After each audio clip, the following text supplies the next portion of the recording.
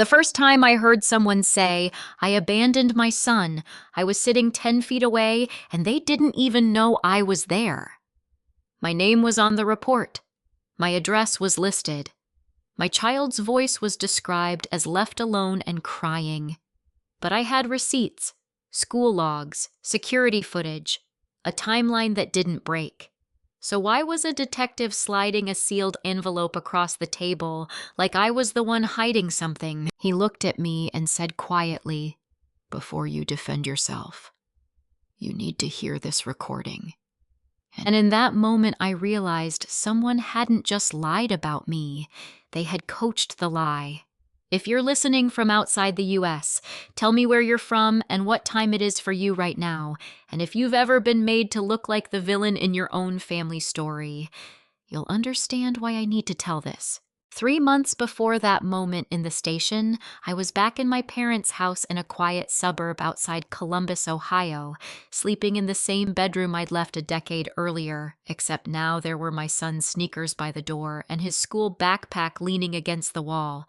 It was supposed to be temporary. I'd just accepted a new role as a financial compliance analyst with a regional bank, and there was a 3-week gap between my old job ending and the new one starting.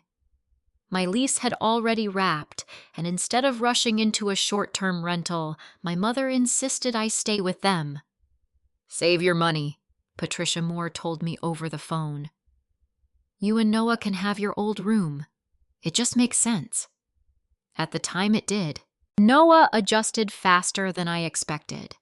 He liked the backyard, the familiar neighborhood, the way my father Gregory would toss a baseball with him in the evenings. My younger sister Chloe still lived nearby and stopped in often, usually with coffee in one hand and commentary in the other. "You always were better with numbers than with people," she said one morning, watching me pack Noah's lunch. "It's good Mom's here to balance that out." I didn't respond. I'd learned a long time ago that Chloe's tone always sounded casual, even when it wasn't. At first, the help felt like help. My mom would offer to pick Noah up from school if I had onboarding calls. My dad would handle dinner if I ran late. They were present, attentive, involved, more involved than they had ever been when I was a kid. But something about it shifted quickly. It wasn't just that they helped. It was that they corrected me. "You don't need to be so strict with his schedule," my mom would say when I asked Noah to turn off his tablet. "He's just a child." Or, "You're overthinking it," my dad added once when I double-checked Noah's homework. "Let him breathe." Individually, those comments didn't seem like much, but they stacked.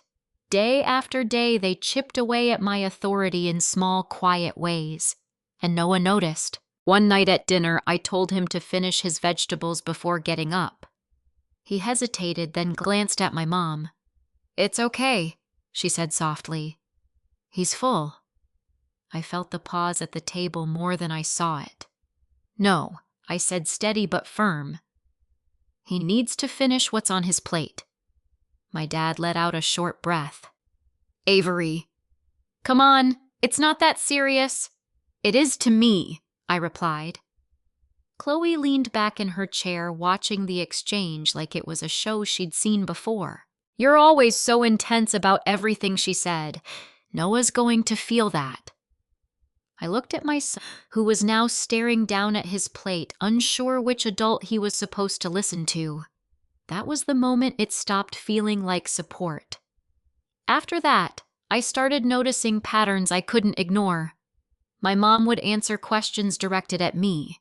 My dad would override decisions in front of Noah. Chloe would make comments, never direct accusations, just suggestions about how hard it must be for a kid to adjust to a mother who worked so much. One afternoon, while I was on a call in the living room, I overheard my mom in the kitchen with Noah. "You know," she said gently, "you can always come to me if you feel confused. Grown-ups don't always get everything right." I muted myself and sat there listening. Noah's voice was small.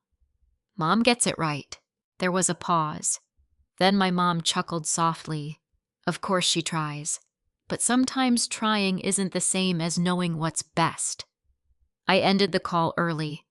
That night, I went over everything in my head, like I would a compliance report looking for inconsistencies, deviations, risk points, because that's what it felt like.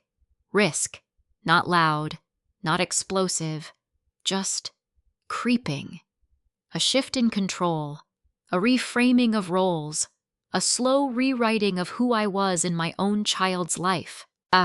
A week later, Chloe stopped by unannounced while I was organizing paperwork at the dining table. She glanced at the folders, the labeled tabs, the notes I'd been making about Noah's schedule and expenses. "You really track all of this?" she asked. "It's easier that way," I said without looking up. "For you maybe," she replied, "but not everyone needs to turn parenting into a spreadsheet." I closed the folder. "This isn't about control," I said. "It's about consistency." Chloe smiled, but there was something off about it.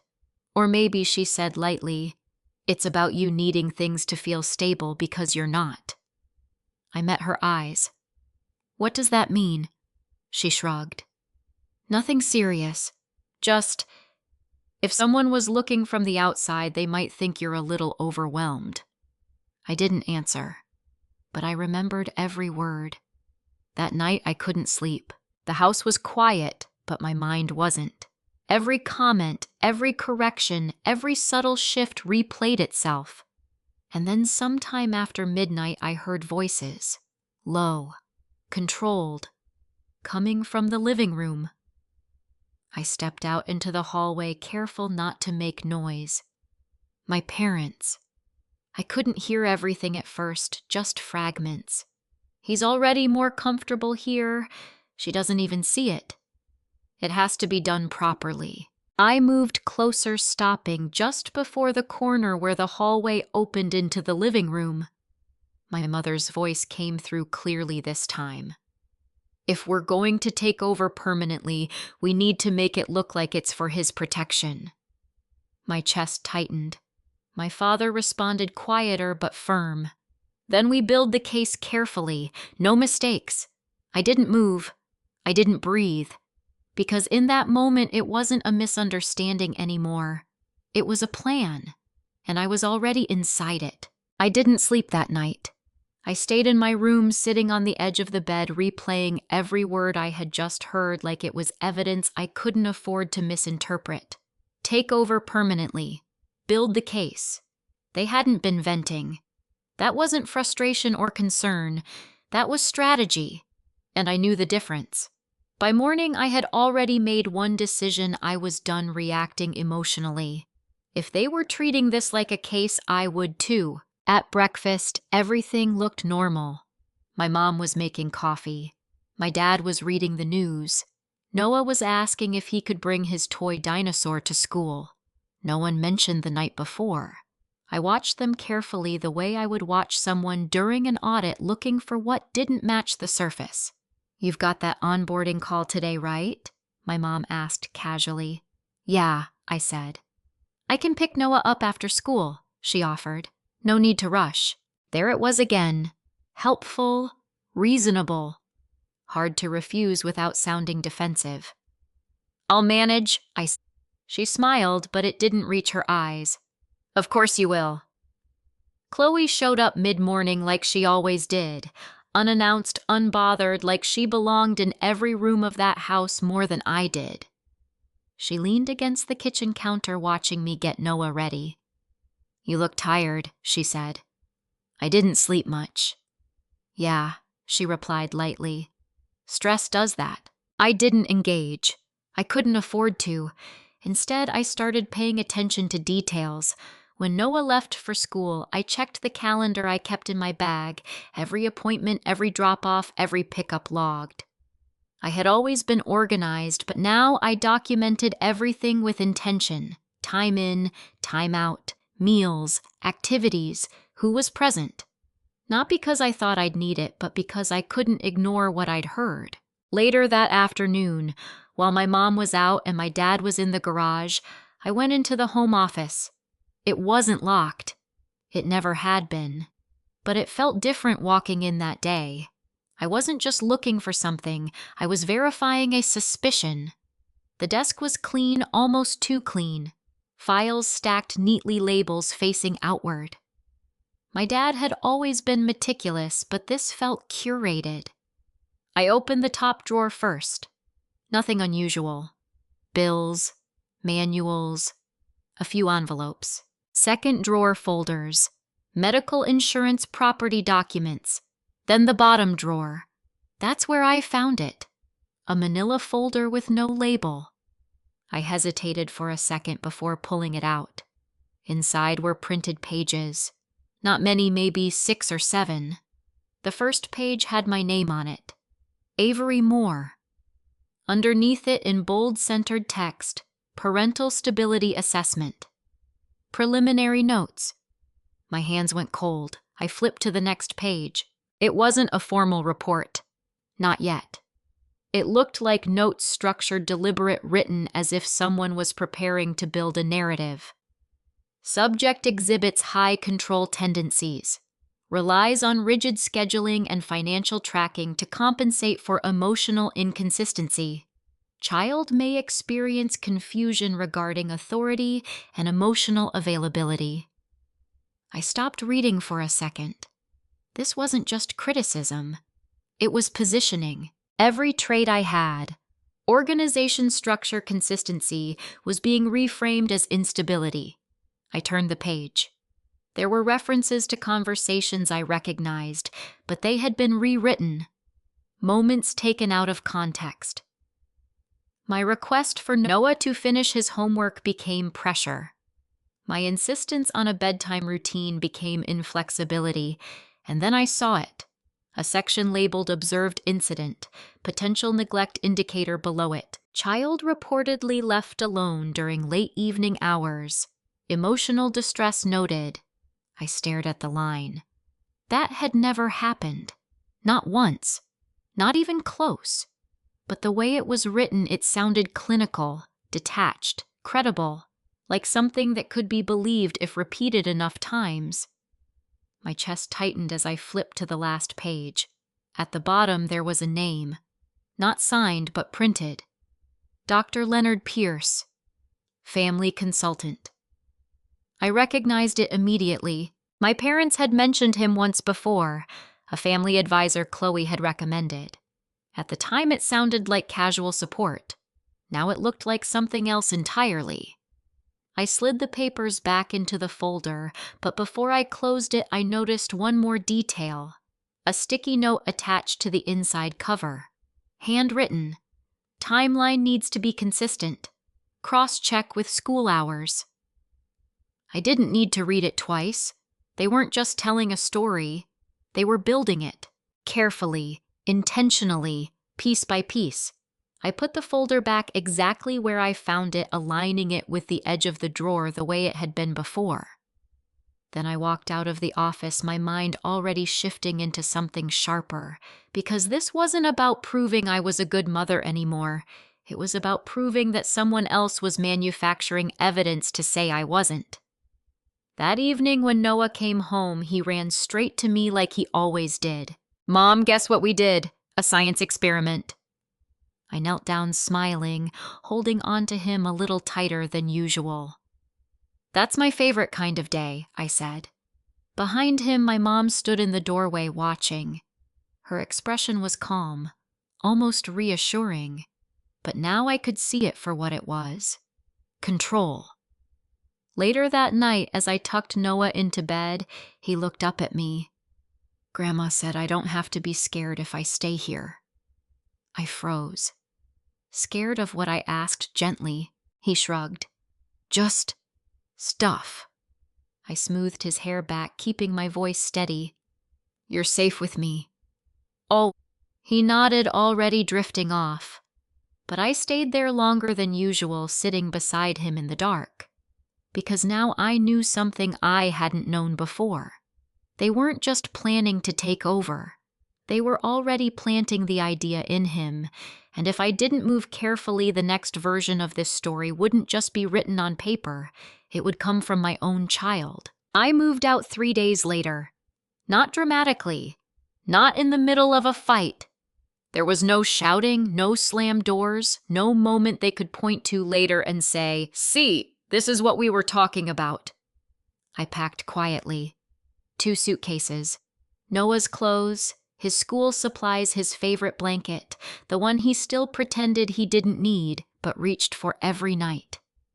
I left everything else behind. Furniture could be replaced. Stability couldn't. My mom stood in the doorway while I zipped the last bag.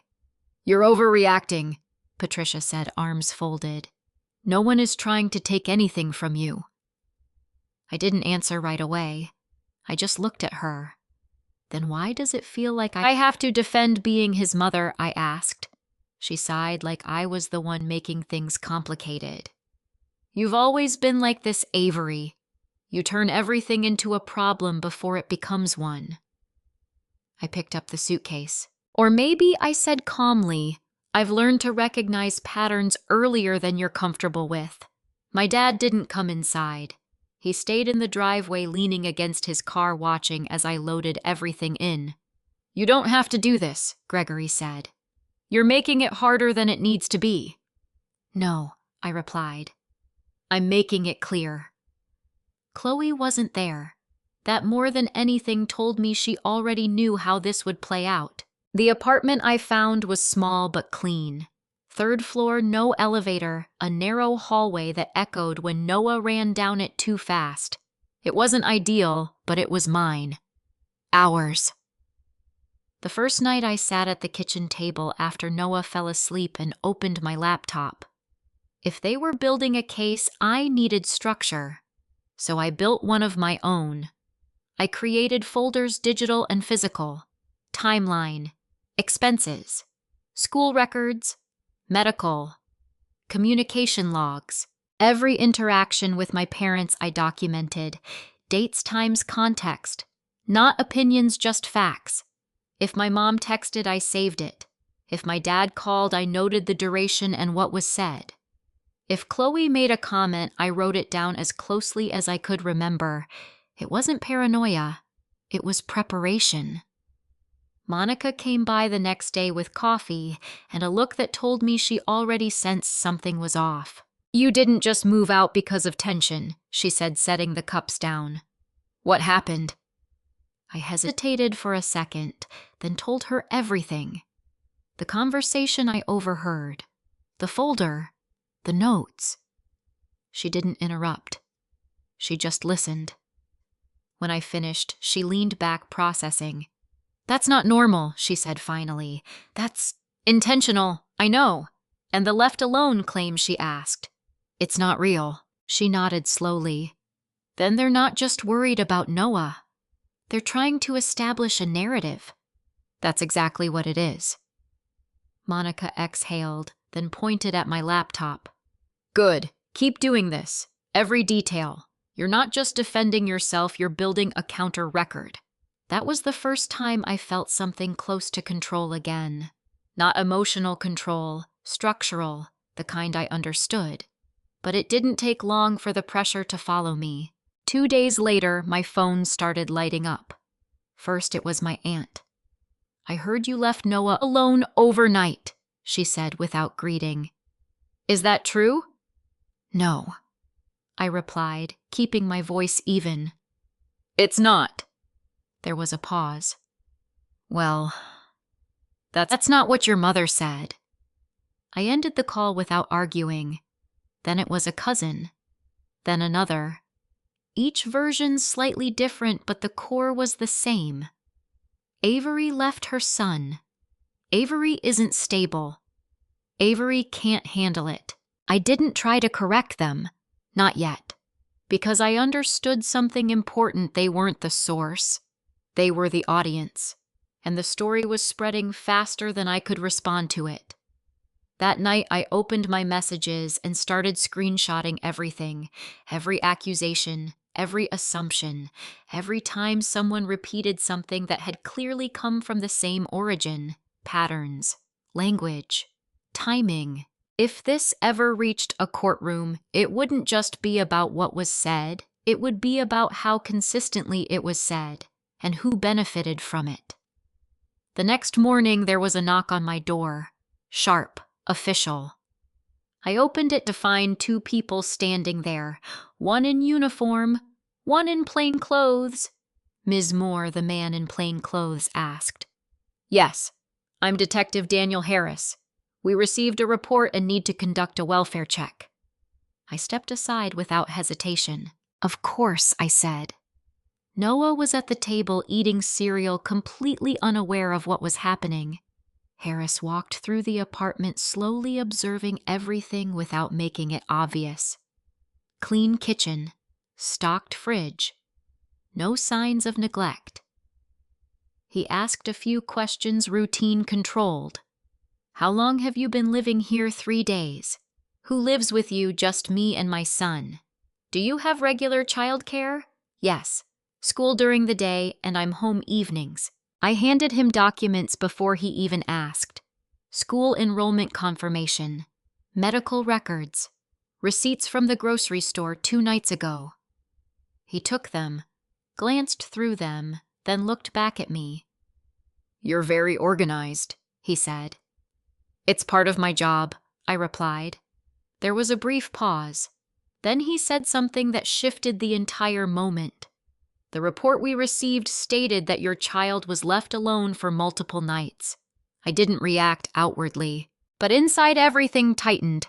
That's not true, I said calmly, and I can prove it. He studied me for a second longer than necessary, not suspicious. Assessing. Then he nodded once. We'll need to follow up, he said. I understand.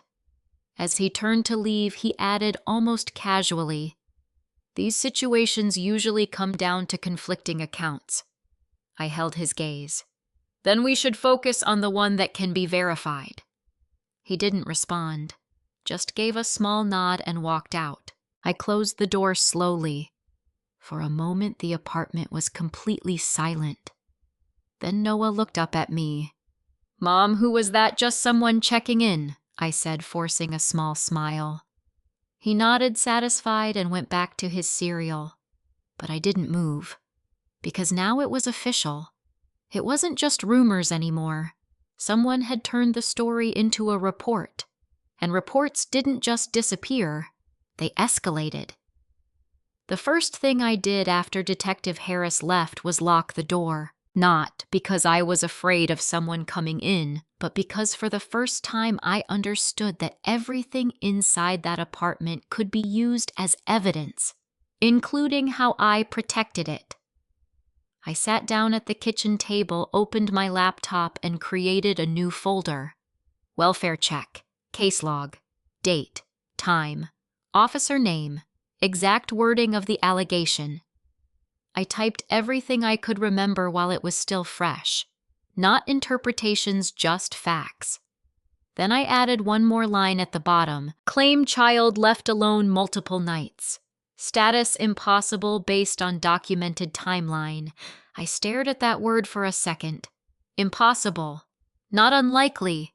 Not questionable. Not I don't think so. Impossible. Because every night since we moved in, I had been there. I had timestamps to prove it. Work logins, streaming activity. Even a grocery delivery receipt stamped at 8:42 p.m., the night they claimed Noah had been alone. This wasn't a misunderstanding.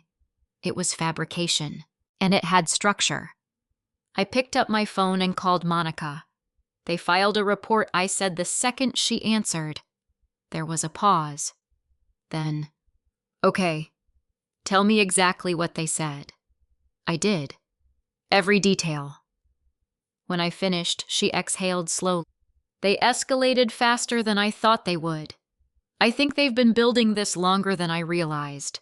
Yeah, she said, and now they've committed to it. That word stuck with me. Committed. Because once you file a report like that, you're not just talking anymore. You're creating a record that can be traced, reviewed, challenged. And if it falls apart, it doesn't just disappear. It turns on you. What do I do next? I asked. Same thing you've been doing, she said. But tighter, more precise. You're not just documenting your life anymore, you're documenting their claims. I leaned back in my chair, letting that settle. Okay, I said. Then I need to map their timeline. Exactly. After we hung up, I pulled up my calendar and started reconstructing the last 2 weeks, day by day, hour by hour, when I left the house, when I came back, when Noah was with me, when he wasn't. There were no gaps, not one. Even the smallest windows, 10 minutes, 15 minutes, had some kind of record attached. A login, a receipt, a message, something. Which meant one of two things was true. Either they had invented an event that never happened, or they were relying on something I hadn't seen yet. That thought sat with me longer than I liked. Because if there was something I didn't know, some piece of evidence they believed in, that was the real risk. That evening, I went through my apartment again, not cleaning, not organizing, inspecting. The front door lock unchanged, windows secured, no signs of forced entry, nothing missing, nothing out of place. But that didn't mean nothing had happened. It just meant if something had, it was subtle, deliberate, controlled. The next morning, I called Noah's school. "Hi, this is Avery Moore," I said. "I just need to confirm attendance records for the past 2 weeks." The administrator pulled it up quickly. "He's been present every day," she said. "On time, picked up on time. Do you have records of who picked him up?" "Yes. It's been you each day." I thanked her and requested a copy of the logs. Another piece of the timeline locked in. Then I checked his pediatric records. Last appointment 4 days ago. I had been there. There was even a note from the nurse about Noah talking about a science project he was excited about. Normal, consistent, documented. By noon, I had built a full timeline that didn't just defend me, it contradicted the accusation completely, which brought me back to the same question. Why would they file something so easy to disprove unless they believed it wasn't? That afternoon, my phone rang again. This time it was Detective Harris. "Ms. Moore," he said, his tone measured. "I'd like to ask a few follow-up questions." "Of course. Were there any instances where your child might have been unsupervised overnight?" "Even briefly." "No," I said. "And I have documentation for every night in question." There was a pause. "I'd like to review that," he said. "I can send it over. Please do." I hesitated for a second, then added, "Detective, the claim itself doesn't make sense. There are no gaps in my timeline." "I understand," he replied, "but we're also reviewing the source of the report."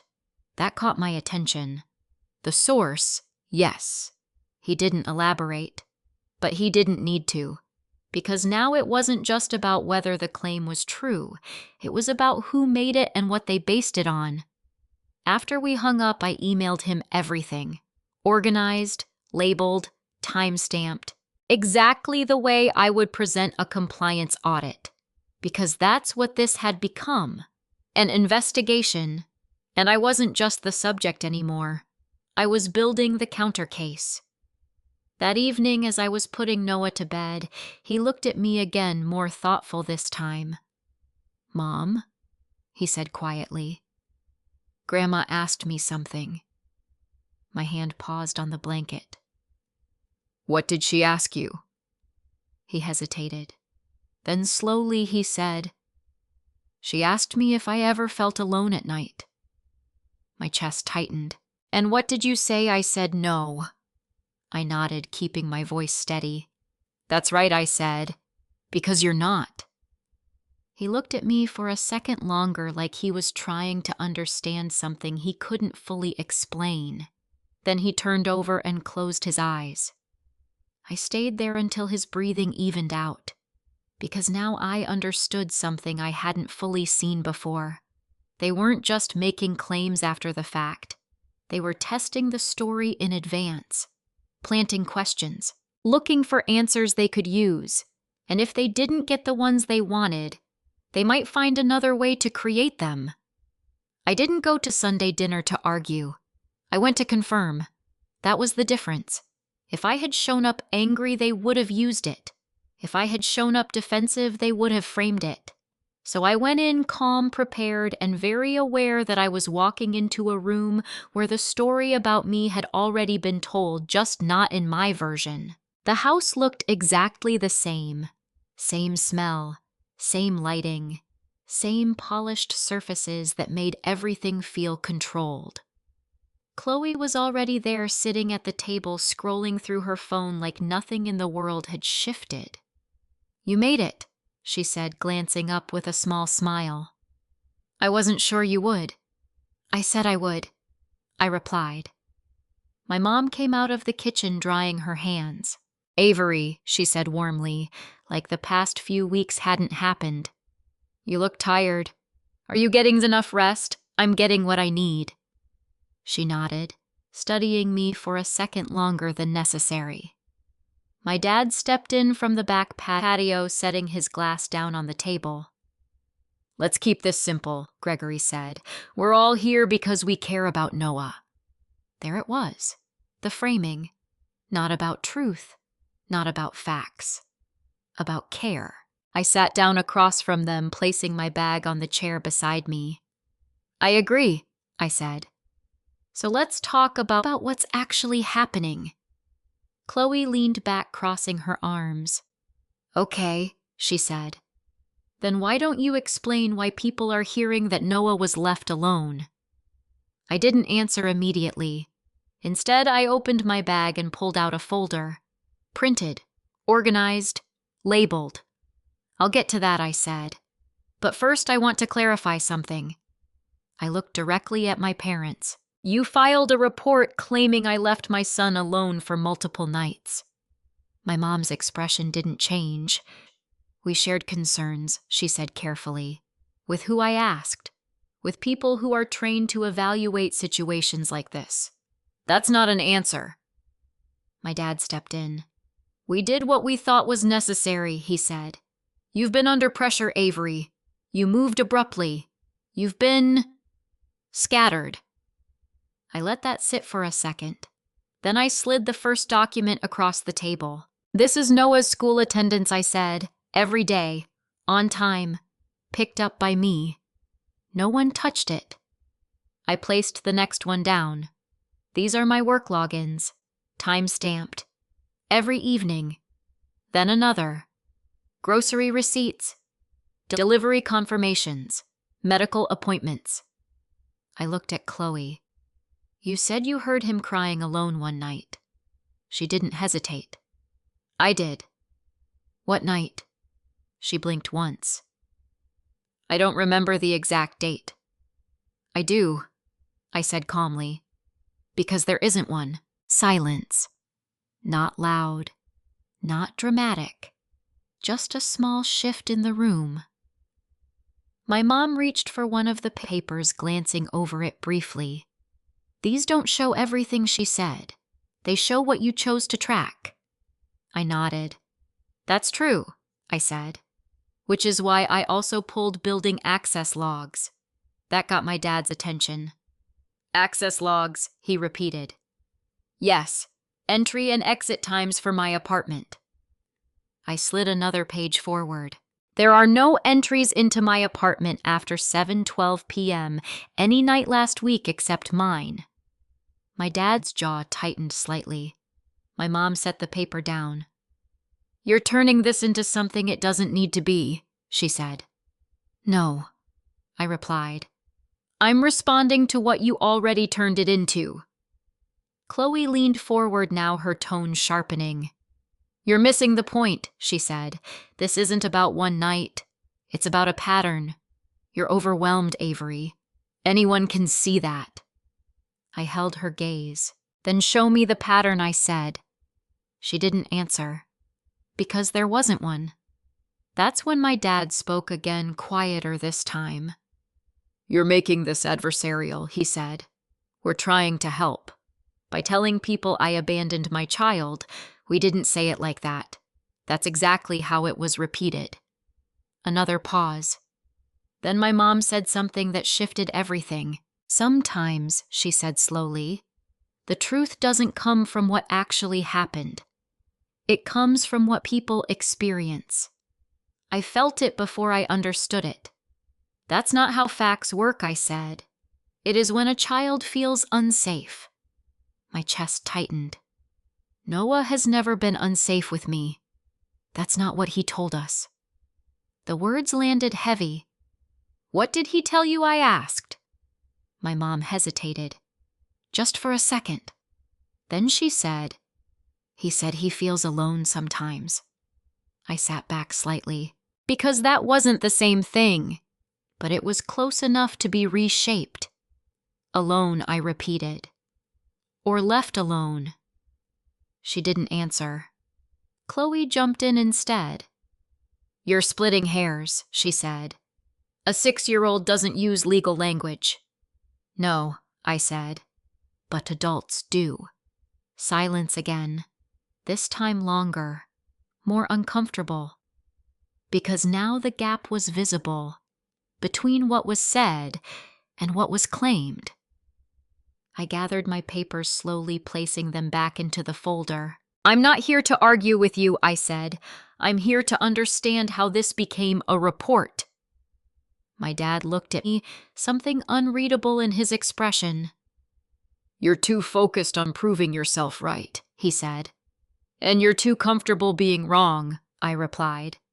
Chloe let out a short laugh. Wow, she said. So this is where we are now? No, I said. This is where you brought it. I stood up, picking up my bag. We're done here. As I turned to leave, my mom spoke again. Avery, she said softly, you can fight this if you want. But eventually, people are going to ask the same question we did. I paused at the doorway, and what's that? I asked without turning around. There was a brief silence. Then she said, if everything is fine. Why does it feel like something isn't? I didn't respond, because I already knew the answer. It felt that way, because they had designed it too. I walked out without looking back. But as I reached my car, one thought stayed with me. They weren't worried about proving I did something. They were trying to make it believable that I could have. And somewhere in all of that, there was still a piece I hadn't seen. Something they were holding onto. Something they thought would make the story stick. And whatever it was, it hadn't come out yet. The Monday after that dinner, I stopped thinking of this as a family situation. I started treating it like a case. At work, I functioned normally. Meetings, reports, onboarding tasks, I didn't miss a beat. But in the background, every spare minute went into one thing, tightening the timeline. Because something still didn't add up. They were too confident, not defensive, not hesitant. Confident. And people don't risk filing reports like that unless they believe they have something to back it up. That meant there was a piece of their story I hadn't seen yet. I called Rachel Kim that afternoon. I need to assume they have something I told her, not just statements, something they think is evidence. Then we work backwards, she said. We don't guess, we eliminate what it can't be. That was exactly how I approached risk analysis. You already ruled out absence, she continued. Your timeline is solid, so if they're claiming neglect, they either created the appearance of it, or they're relying on a moment that can be misinterpreted. Or staged, I said. There was a brief pause. Walk me through your apartment setup, she said. So I did. Entry door, kitchen, living room, hallway. Noah's bedroom, mine. Any cameras, she asked. In the building, yes. Hallway and entrance. Inside number, anyone else ever had access to your place? To your place, I hesitated. My parents helped me move in, I said slowly. They were there the first day, and keys I got 2 copies.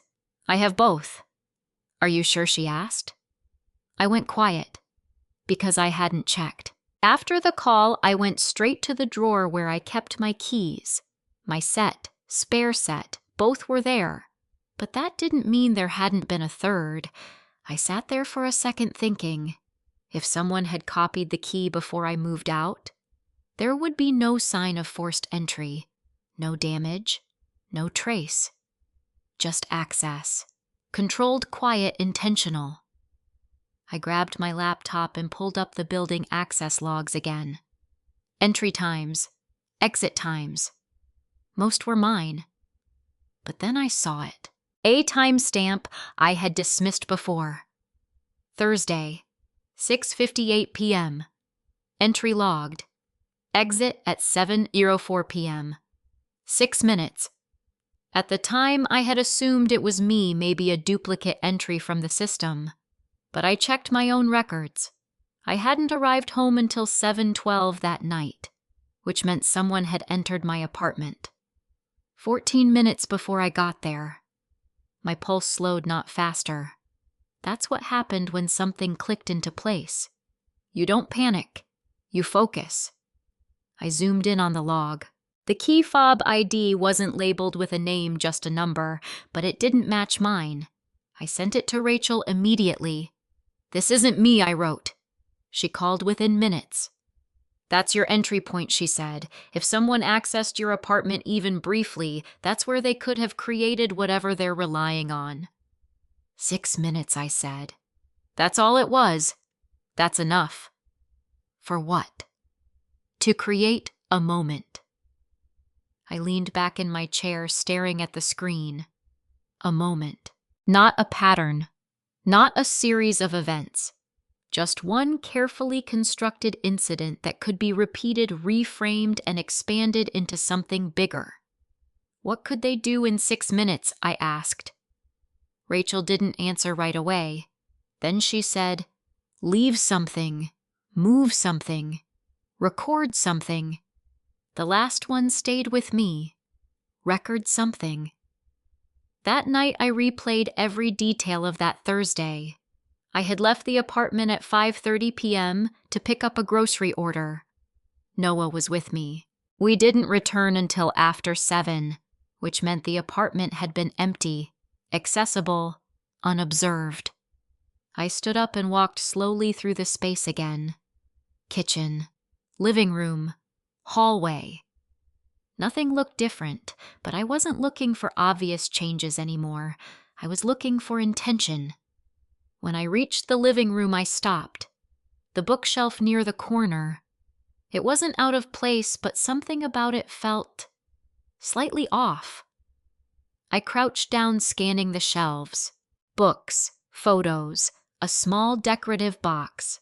Then I saw it. Tucked behind a row of books partially hidden. A small black device. Not something I had placed there.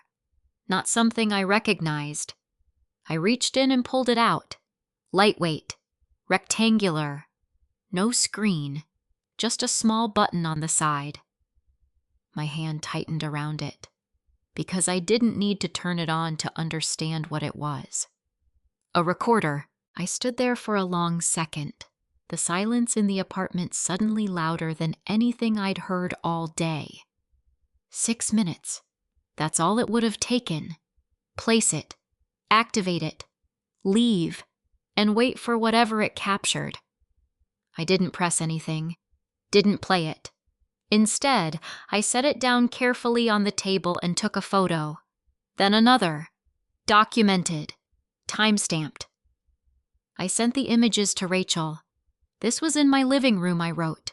Her response came quickly. "Do not touch it further. That's evidence." I sat down slowly, staring at the device, because now it made sense. They didn't need me to actually leave Noah alone. They just needed something that sounded like it. A moment. A fragment. Something that could be isolated and repeated until it became believable. And if they had a recording, then somewhere on it, there was a version of my life I didn't recognize. I picked up my phone and dialed Detective Harris. When he answered, I kept my voice steady. "I think I found what your report is based on," I said. There was a brief pause. Then he asked, "What did you find?" I looked at the device on the table. "A recording," I said, but it wasn't mine.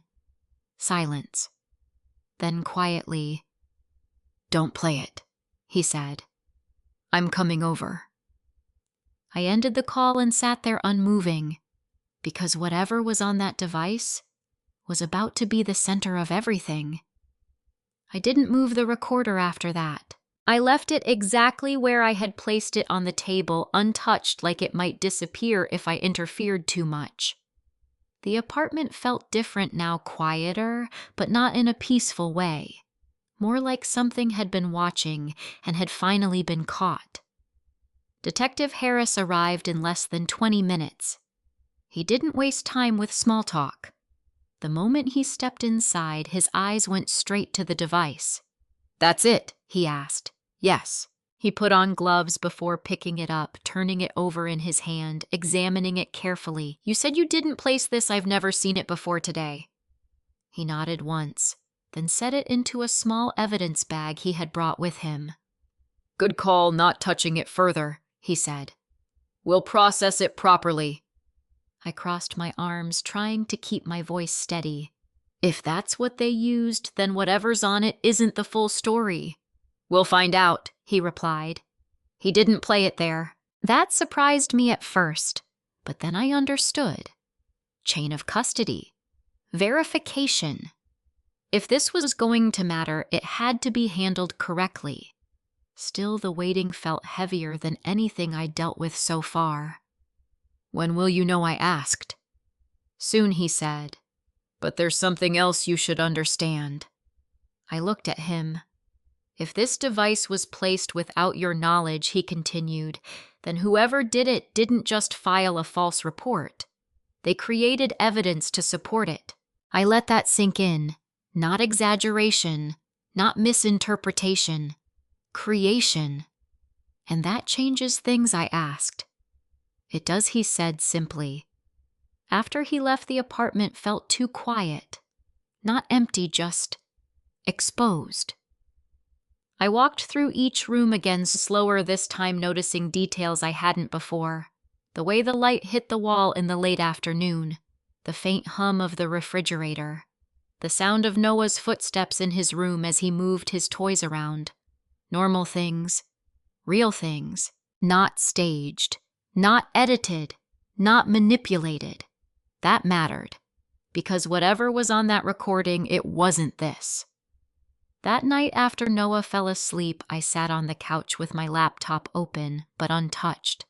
For the first time since this started, there was nothing left to gather. No document to organize. No timeline to refine. The next step wasn't mine. It was theirs, and that loss of control was harder than anything else. My phone rang just after 9 p.m. Unknown number. I let it ring once, twice, then answered. "Hello, Avery." I recognized my mother's voice immediately. I didn't respond.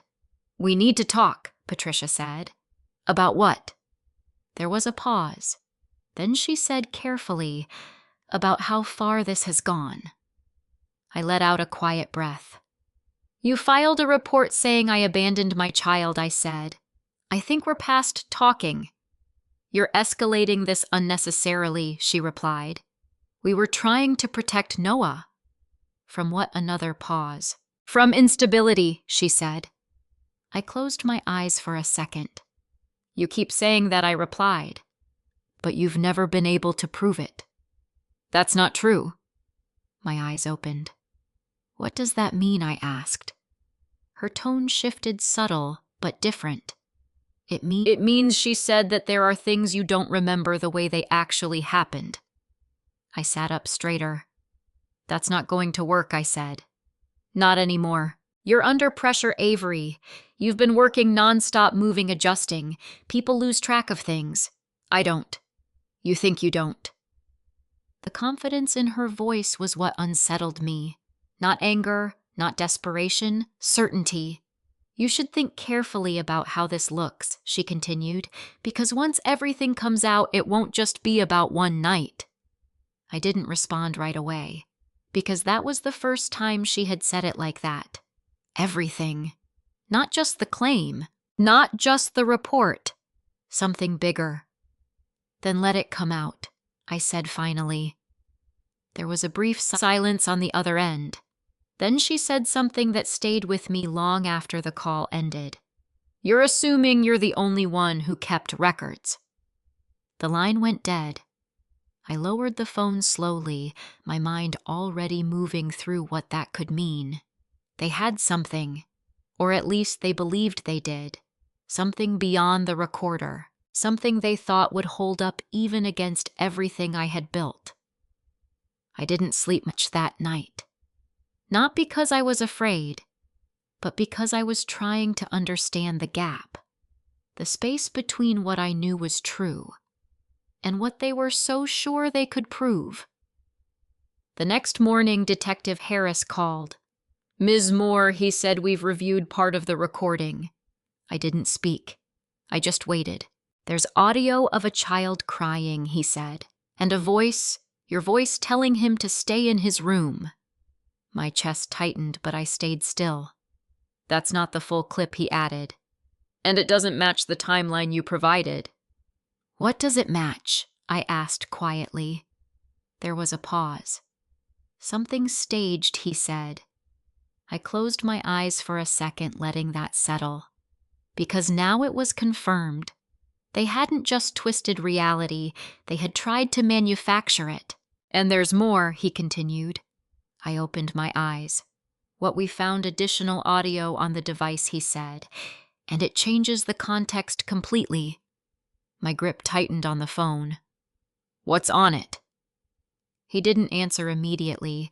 Then carefully he said, It's not just your voice on that recording. I sat there completely still, because in that moment everything shifted again. Not just evidence, not just manipulation, exposure. Whatever else was on that device was about to show exactly how far they had gone. I didn't go back to the station right away. I waited until Detective Harris told me to come in, not because I was avoiding it, but because I understood something now that I hadn't fully grasped before timing mattered. Evidence didn't just exist. It had to be introduced correctly in the right order with the right context. When I walked into the interview room later that afternoon, everything felt quieter than it had the first time, more controlled, more certain. Harris was already there along with another officer I hadn't met before. A small recorder sat on the table between us, not the one from my apartment, but their system. Have a seat, he said. I did. He didn't start with questions. He started with context. We pulled the full audio from the device, he said. There are multiple segments. Some of them appear to be continuous. Others are not. Not, I asked. Edited, he said plainly. I felt something in my chest loosen just slightly, because that confirmed what I already knew. But then he pressed play. The first part was exactly what he had described. A child crying. Noah. My stomach tightened immediately. I knew his voice. Then, my voice. Or what sounded like my voice. Stay in your room. I'll be back. The words were flat, detached.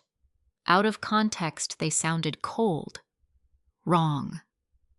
I closed my eyes for a second, forcing myself not to react, because I knew something they didn't. That sentence existed. I had said it, but not like that. Not in the way it was being used. Harris paused the audio. That's the portion referenced in the report, he said. I nodded slowly. And the rest, I asked. He looked at me for a second longer than necessary. Then he pressed play again. The next segment started abruptly. A different tone. A different rhythm. My voice again, but this time clearer, closer. Noah. Stay in your room for a minute, okay? I'm grabbing your medicine from the car. I'll be right back. I'm locking the door. Then Noah's voice softer now. Okay, Mom. Then the sound of the door closing. Keys. Movement. And less than a minute later, the door opening again. Footsteps. See, I told you I'd be right back. The crying was gone. Completely. The room went still. Harris let the audio run for a few more seconds before stopping it. "That's from the same night," he said. I exhaled slowly, because there it was, the missing context. Not abandonment. A 1-minute errand. Documented. Normal. Explained. But that wasn't the part they had used.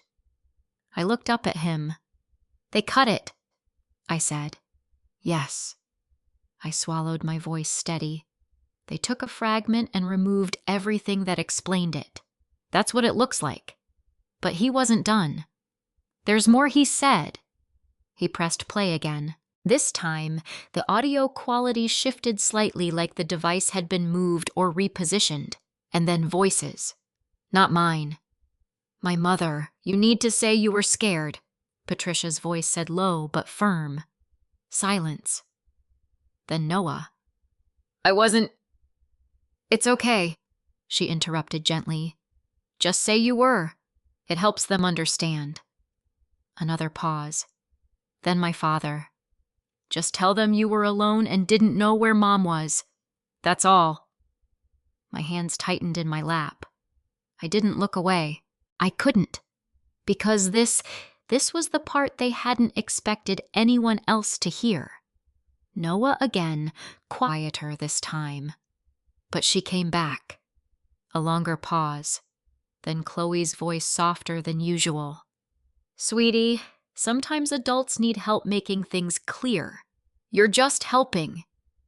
The recording stopped. No one spoke for a few seconds, because there wasn't anything to clarify.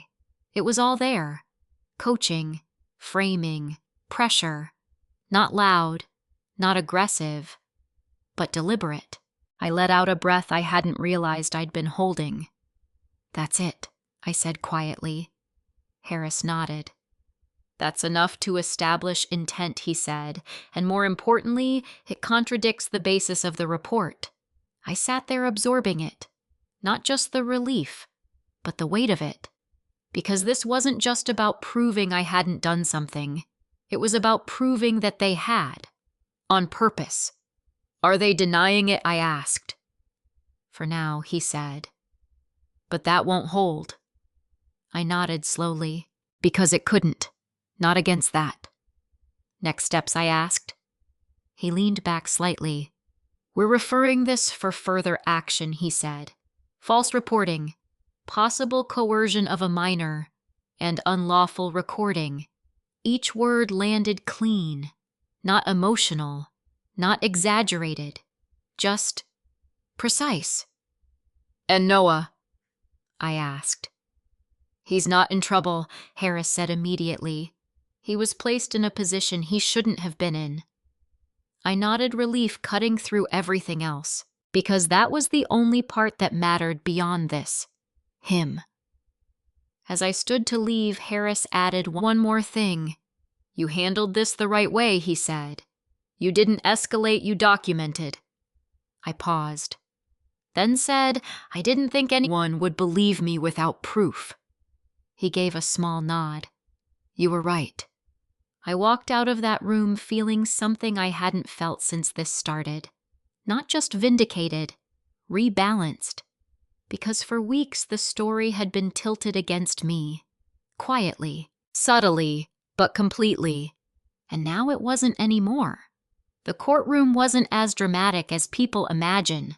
No raised voices, no sudden confessions.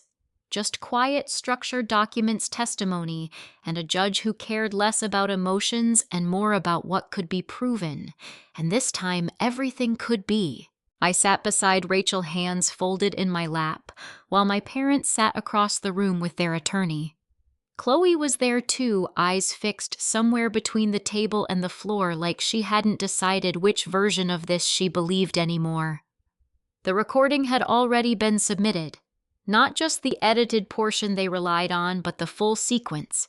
Every second, every voice, context intact. The difference was undeniable. When the judge referenced it, she didn't dramatize it.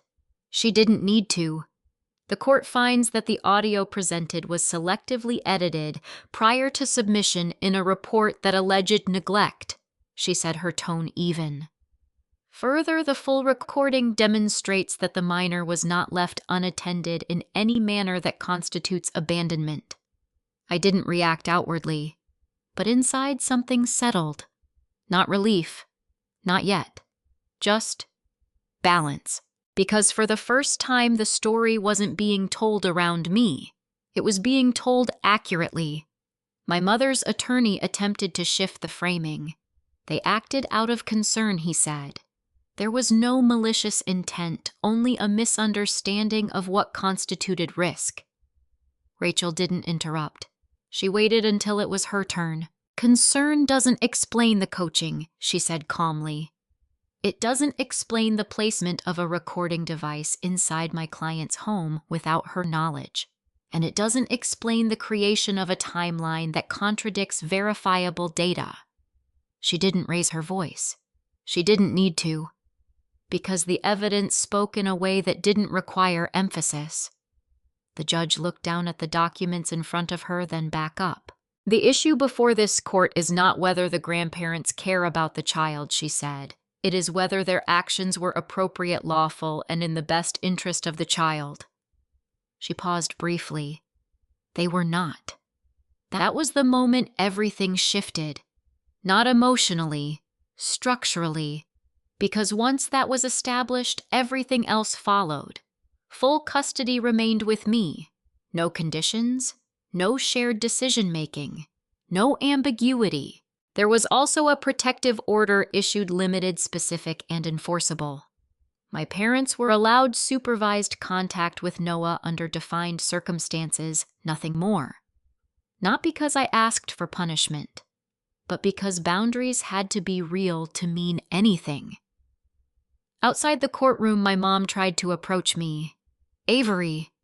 She said, her voice softer than I'd ever heard it. I stopped, but I didn't move closer. We didn't think it would go this far, she said. I looked at her for a long second. That's the problem, I replied. You didn't think. Her expression shifted, hurt maybe, or something like it. We were trying to help him, she said. You were trying to replace me, I answered. She didn't deny it. That told me more than anything else could have. My dad stood a few feet behind her, silent, his posture tighter than I'd ever seen it. Chloe didn't come forward at all. I adjusted the strap of my bag and took a step back. You don't get access to my life just because you're family, I said. Not anymore. No anger, no raised voice, just clarity. And then I walked away. Months later, things looked different. Not perfect, but stable. Noah adjusted faster than I expected. Kids do that when the environment around them stops shifting under their feet. He asked fewer questions, slept better, laughed more. One night as I tucked him in, he looked up at me the way he used to before any of this started. Mom, he said, we're staying here, right? I smoothed his blanket, meeting his eyes. Yes, I said. We are. He nodded, satisfied, and closed his eyes. I stayed there for a minute longer, just listening to him breathe, because that was the part no one else ever seemed to understand. This was never about winning. It wasn't about proving them wrong or making them pay. It was about protecting something that didn't have a voice strong enough to fight back on its own, and making sure that next time someone tried to rewrite my role in his life, there wouldn't be any space left to do it. Sometimes the hardest part about family isn't what they do, it's what they convince other people you've done. When someone controls the narrative long enough, it starts to feel real, not just to outsiders, but to you. You begin to question your own memory, your own judgment, your own role in things that never actually happened. That's where boundaries matter, not as punishment, not as revenge, but as structure. Because forgiveness doesn't mean access, and understanding someone's intentions doesn't mean you have to accept their behavior. In my case, I didn't win because someone stepped in to save me. I won because I paid attention early, documented everything, and refused to let emotion replace evidence. If you've ever been put in a position where your truth was questioned, especially by people who should have protected it, you're not alone.